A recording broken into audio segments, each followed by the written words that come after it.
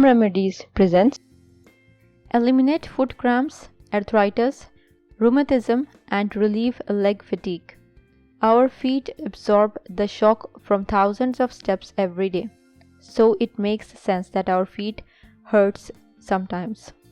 But if you have rheumatoid arthritis (RA), it's possible that your feet hurt all the time. As many as 90% of people with RA report daily pain from their feet and ankles. Soaking your aching feet may feel like a luxury you don't have time for, but if you have got arthritis in your feet, it's one of the best things you can do. So let's see how to do this. Ingredients: sea salt 200 ml, apple cider vinegar 100 ml, tea tree oil 3 to 4 drops, warm water. Procedure: take a small tub and put enough warm water in it to soak your feet. Put all the ingredients and mix thoroughly. Soak your feet for 30 minutes. Once done, towel dry your feet and massage them with olive oil.